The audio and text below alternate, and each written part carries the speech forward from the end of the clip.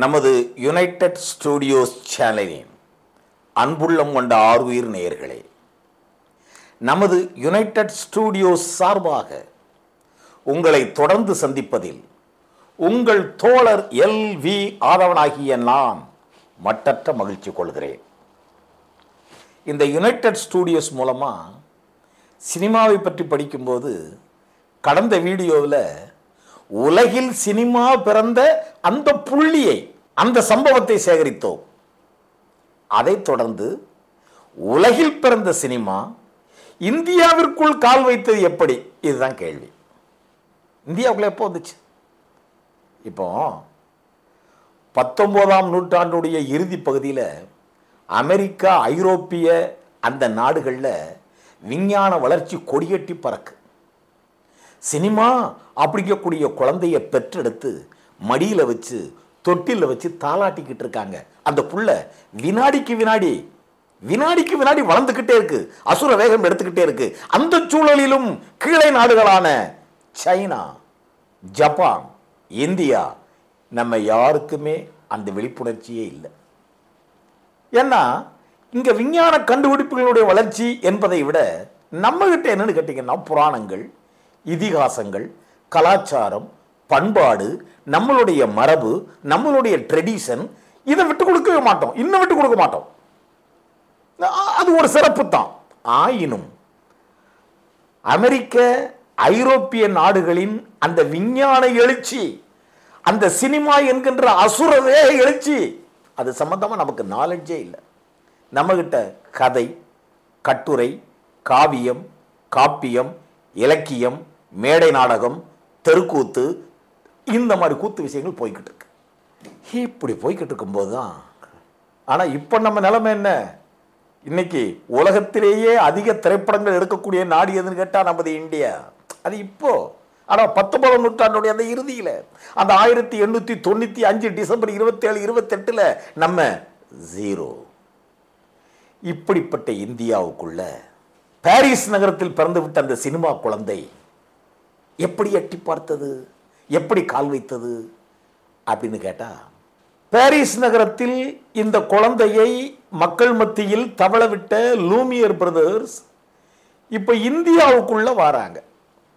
இந்தியாவுக்குள்ள வந்து மும்பை நகரத்து வழியா நுழைஞ்சு இந்த குழந்தைய இந்தியாவில் தவள விட போறாங்க. அப்போ இவங்க ஒரு மாசம் திட்டம் போடுறாங்க. ஒரு மாசம் இந்தியாவில் மும்பையில் தங்கியிருந்து இந்த சினிமா குழந்தைய வச்சு இந்த துண்டு சுருள் படங்களை காட்டி காசை கலெக்ட் பண்ணிட்டு போறதுன்னு சொல்லி முடிவு திட்டம் போட்டு வந்திருக்காங்க. 1896 ஜூலை 7ஆம் தேதி அன்று ஒரு செவ்வாய்க்கிழமை. நல்லா புரிஞ்சுக்கோங்க. 1895 டிசம்பர் 28 பாரிஸ் சினிமா குழந்தை அங்க பிறந்தது. 1896 நெக்ஸ்ட் இயர் ஜூலை 7ஆம் தேதி செவ்வாய்க்கிழமை இங்க டைம்ஸ் ஆஃப் இந்தியாவில் ஒரு பெரிய விளம்பரம் வருது. அந்த விளம்பரத்தை லூமியர் பிரதர்ஸ் தராங்க. வாருங்கள், wonder of the world, the marvel of this century, வாங்க. எங்க வரணும்? எலிகண்ட் மியூசியம் பக்கம் இருக்கக்கூடிய வாட்சன் ஹோட்டலுக்கு வாங்க மும்பையில். இங்க ஒரு பெரிய அதிசயம் காத்திருக்கு.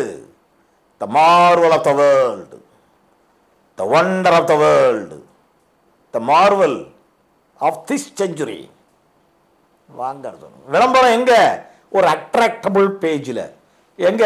இந்த விஸ்கி பிராண்டி விளம்பரம் கொடுக்கக்கூடிய, அந்த பொழுதுபோக்குக்குன்னே விளம்பரம் கொடுக்கக்கூடிய அந்த பேஜில் விஸ்கி பிராண்டி விளம்பரத்தின் ஊடே இந்த சினிமா குழந்தை அவதரிக்க போகிற இந்த விளம்பரம் வருது.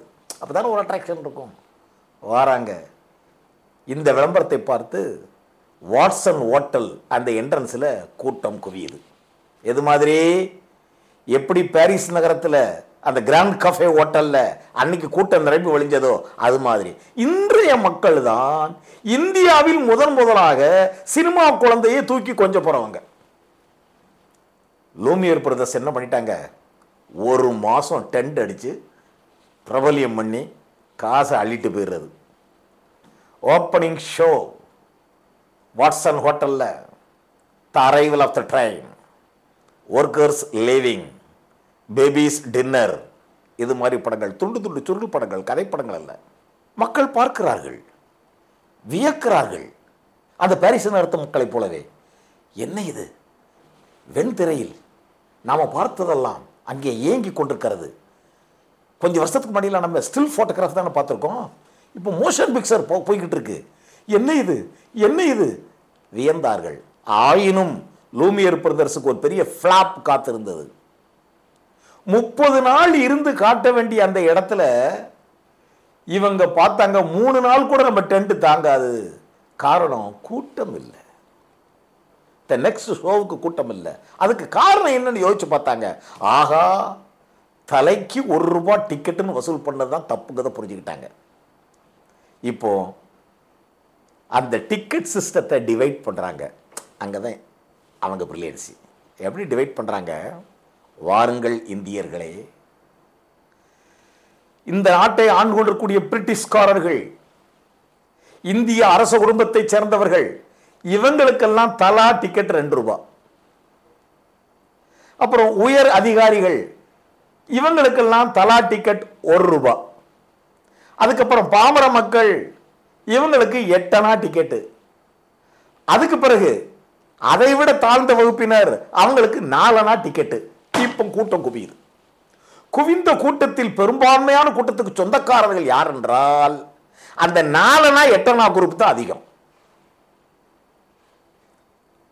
அன்று இருந்த இந்த பொருளாதார சூழ்நிலை இந்தியாவில் பிற்காலத்தில் சினிமாவை ஓஹோ என்று வளர்த்தவர்கள் எல்லாம் இந்த 4 அணா 8 அணா குரூப் தான். தர டிக்கெட்டும் பெஞ்சு டிக்கெட்டும் தான் இந்தியாவில் சினிமாவை வளர்த்தாங்க. என்று வரை நேற்று வரை என்று கூட சொல்லலாம்.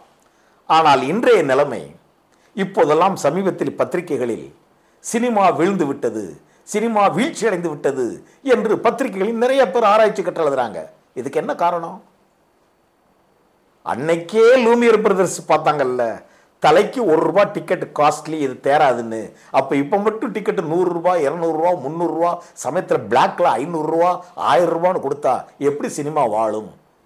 இந்த லட்சணத்தில் அன்னைக்கு படம் பார்க்கும்போது தியேட்டர்களில் 2 பைசாவுக்கு முறுக்கு, இவ்வளவு அகலம், டேஸ்டாக வேற இருக்கும். எதை வேணாலும் உள்ளே போய் வாங்கிக்கலாம், வெளியிலேருந்தும் கொண்டு போகலாம். இன்னைக்கு தேட்டருக்குள்ளே போகும்போது ₹200 டிக்கெட் எடுத்துகிட்டு போகிறோம். நம்மளை குற்றவாளி மாதிரி கையை தூக்க சொல்லி மெட்டல் டிடெக்டர் வச்சு செக் பண்ணுறாங்க. நம்ம என்ன பாம்பு கொண்டு போகிறோமா? அந்த பாம்பு செக்கப் அதான், அதெல்லாம் கூட பரவாயில்லைங்க. ஏதாவது ஃபுட் ப்ராடக்ட் கொண்டு போகிறோமான்னு செக் பண்ணுறாங்க. எப்படி இருக்கும்? சரி, இதெல்லாம் வேற. ஆக அந்த 4 அணா 8 அணா இந்த வகுப்பினர் தான் சினிமா என்கின்ற இந்த குழந்தையை வாழ வைத்தார்கள். எதிர்காலத்திலும் அதுதான் தொடர்ந்து நடந்தது. இப்படித்தான் இந்தியாவிற்குள் மும்பை வழியே லூமியர் பிரதர்ஸால் சினிமா என்கின்ற குழந்தை காலூன்றி தவழ்ந்து வேரூன்றி நடக்கத் தொடங்கி ஓடத் தொடங்கியது. அப்படிப்பட்ட குழந்தைதான் பிற்காலத்தில் இந்தியாவில் ஃபாதர் ஆஃப் இந்தியன் பிலிம் என்று சொல்லக்கூடிய தாதா சாஹிப் ஃபால்கே ராஜா ஹரிச்சந்திரான்னு சொல்லி ஒரு முழுநீள படத்தை எடுத்தாரு. அதுதான் இந்தியாவில் சினிமாவின் திருப்பு முனை. அதை அடுத்து உயர்ந்த திருப்பு முனை சத்ய சித்ரே பதேர் பாஞ்சாலி என்கின்ற படத்தை எடுத்து உலக அரங்கில் இந்தியா சினிமாவில் ஒரு வல்லரசு நாடு என்று நிரூபித்தார். அதுக்கு பிறகு இன்னைக்கு சினிமா எப்படி எப்படியோ யார் யாரோ என்னென்ன வகையில்லாம் போய்கிட்டு இருக்கு உங்களுக்கு தெரியும். ஆனால் அதன் முன்னதான ஹிஸ்டரி இதுதான் என்பதை புரிந்து கொண்டு இதை தொடர்ந்து இதே பிரிவில் இந்தியாவில் பிறந்த சினிமா இன்னும் எப்படி எப்படியெல்லாம் வேரூன்றியது, காலூன்றியது, விழுது விட்டு படர்ந்தது, பறந்தது என்கின்ற கதையை கொஞ்சம் கொஞ்சமாக, உண்மை கதையை கொஞ்சம் கொஞ்சமாக சேகரிக்கவிருக்கிறீர்கள். நன்றியுடன் உங்கள் தோழர் LV ஆதவன்.